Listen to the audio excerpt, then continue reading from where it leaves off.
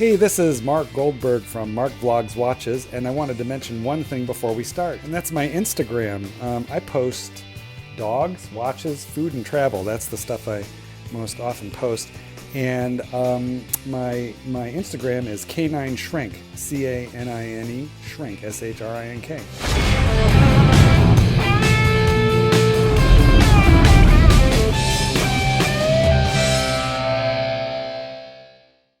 Okay, well, this is my Breitling chronograph. Actually, it's both. It's a chronometer and it's a chronograph. It's a Superocean. But guess what? I will review this watch, but not today. Today, I want to review the strap. This is a Strapcode strap, so this will be kind of a brief video, guys. On the one hand. On the other hand, I have to say, if you haven't discovered Strapcode, I'm a little late to this game, so I know most people know Strapcode.com, Strapcode.com. A lot of people know it. It's a company in Hong Kong, but they have fulfillment centers all over the world, so it's pretty easy to order from them. Okay, so this Breitling, this Superocean came on a 20 millimeter rubber strap, and I just have something against rubber straps. Well, quite frankly, straps. I don't even like leather. I just hate the buckling and the unbuckling process. You know, if I can't just quick pop a watch on and equally quickly pop it off, then I don't like it. And there's a funny reason for this too, by the way. I think it's because I constantly like to take my watch off and play with it. You know, I like to do what I'm doing on camera right now, and I like to, it's just I don't know if it's a nervous habit or if it's just an object I love. You know, if I'm doing something nerve-wracking, like if I'm in the dentist's chair, I have my watch in my hand, whatever it is that day, and I'm playing with it. So I really like to be able to get them on and off easily. And another thing is, I almost like to buy my watches by the pound. You know, this is a pretty hefty watch head, but on rubber, it's a lot lighter. Now, than it is, of course, when you add all the extra grams of this stainless steel Strapcode band that we're going to talk about in more detail.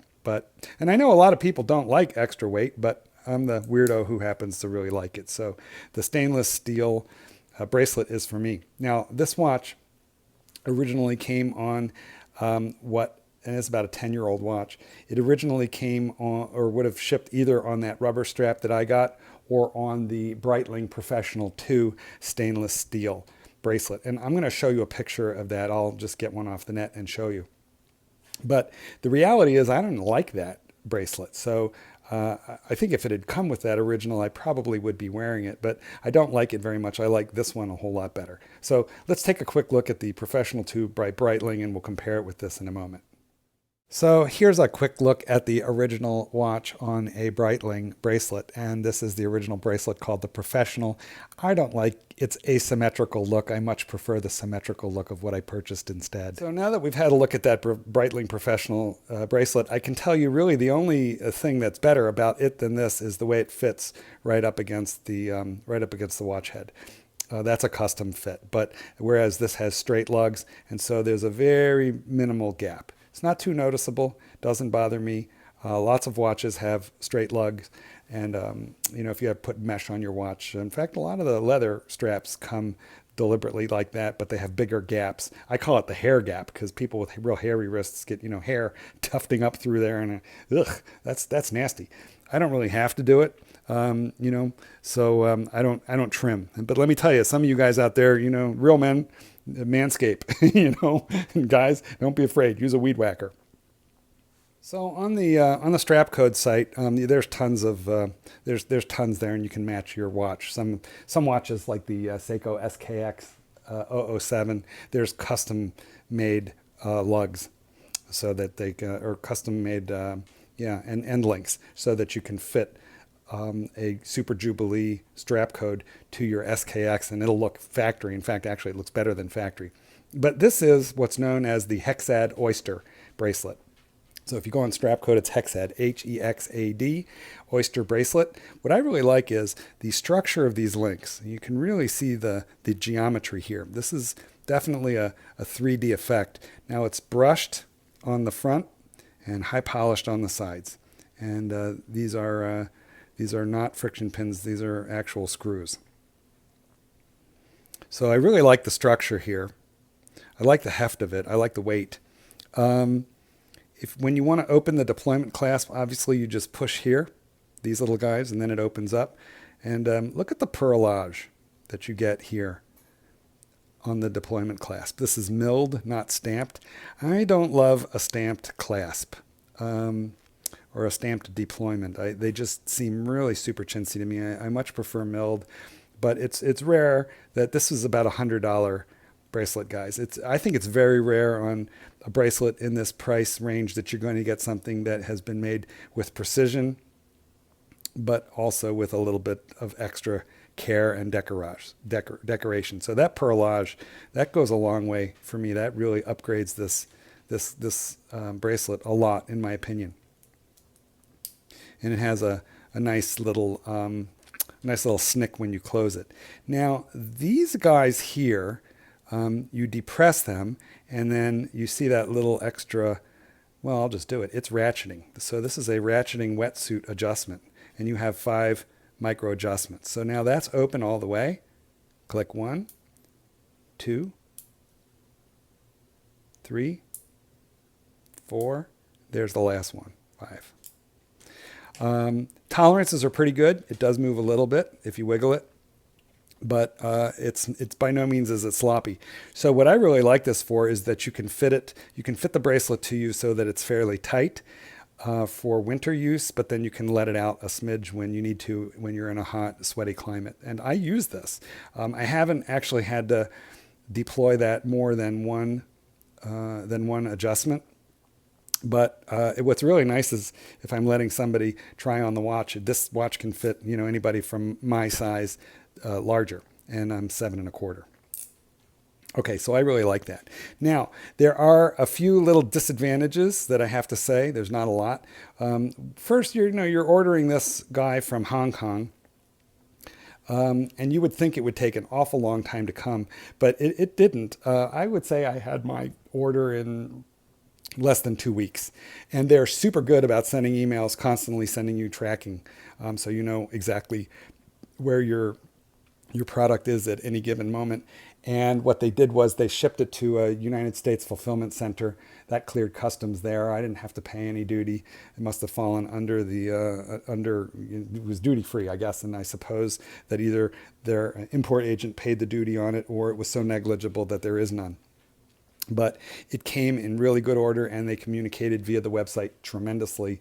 So I knew at every stage where this guy was. So that's really good. Also, another point of order is that the Strapcode sends you new spring bars. They're in here. So I saved the original spring bars that came with this watch. And why did I use the Strapcode ones? Because they're fat. They're extra thick. So they are correct for this 20 millimeter lug, but they're extra fat. And when you have, I don't like NATO straps, but the one really good thing about a NATO strap is that if you lose a spring bar, you're underwater and a spring bar breaks, you're not going to lose your watch. But when you're wearing a bracelet like this, this is heavy duty and well made, but you're still entirely dependent upon a spring bar, which is like a 2-cent piece. There's one right in there, and there's another one in there. And if you snag on something, or that spring bar just fatigues and gives up the ghost, then you're losing your watch if you're in the ocean. Not so bad if you're in a swimming pool, but if you're in the ocean, ooh, that's bad. So I replaced the spring bars using the ones that they gave me. So now I have to say there is one thing that I did not like about this bracelet, and that is not tons, but it had some sharp edges, and I'll tell you where those were. These are still a little sharp, but they were almost painful to touch because they're just machined so tightly.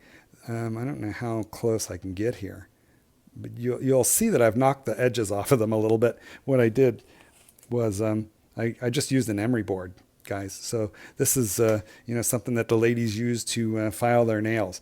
It's not sandpaper, it's emery, whatever the heck that is, and it'll file metal. This is 316L steel is what that is. So what I did was I used an emery board to just touch up the sharp edges. And I'll tell you, it was these buttons. It was that edge there. Oh, look, see these marks? Yeah, I did that. I got a little crazy with my emery board as I was, filing those little edges, and I did that. So it's very noticeable on camera now in this light. It really looks awful. But I have to say, in the light of day or in artificial lighting when it's not on camera, you barely notice that.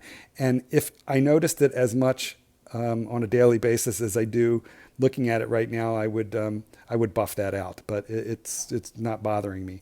But I'll tell you where the sharp edges were on those buttons, and then also this corner right here, man. So you'll see when I get really close, you'll see how they're a little rounded now. Yeah, that's because I rounded them out with my trusty emery board. Because they, anytime you handle the watch, you don't want to feel like, ouch.